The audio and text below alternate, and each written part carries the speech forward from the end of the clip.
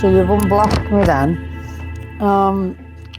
I've got all the screenshots here. I'm not taking advantage of anybody, mate. Like, that guy left his phone, left his Instagram logged in. We were together and told me that I was not to go to work because he doesn't like fucking Bristol.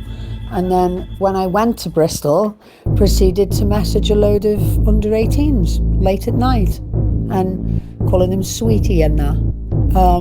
That's not okay. He's been bombarding these teenagers with really extreme political content and very traumatic stories about him having his downstairs anatomy cut and Grenfell Tower and all of that.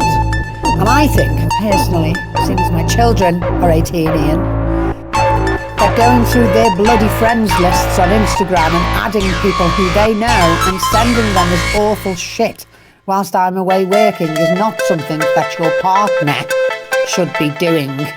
And it's very, very worrying and risky behaviour because he is a very mentally ill man.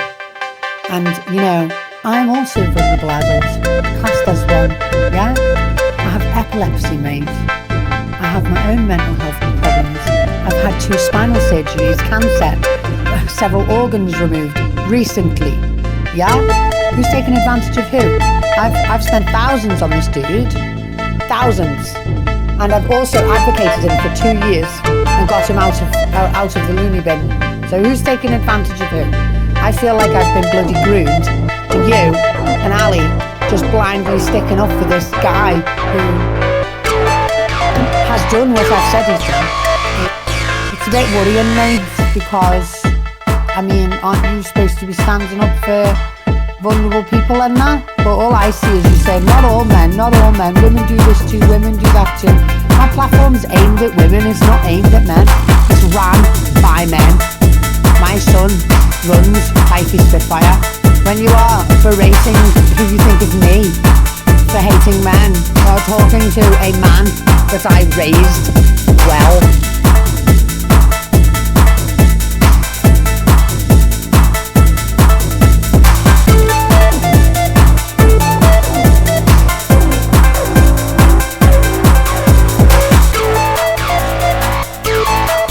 So you've unblocked me then. I've got all the screenshots here. I'm not taking advantage of anybody, mate. Like, that guy left his phone, left his Instagram logged in. We were together and told me that I was not to go to work because he doesn't like fucking Bristol.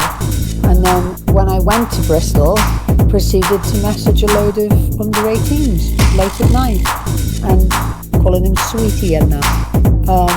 That's not okay. He's been bombarding these teenagers with really extreme political content and very traumatic stories about him having his downstairs anatomy cut and Grenfell Tower and all of that. And I think, personally, seeing as my children are 18, Ian, that going through their bloody friends lists on Instagram and adding people who they know and sending them this awful shit whilst I'm away working is not something that your partner should be doing. And it's very, very worrying and risky behaviour because he is a very mentally ill man.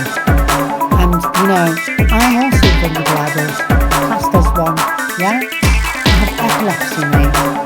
I have my own mental health problems. I've had 2 spinal surgeries, cancer, several organs removed recently, yeah?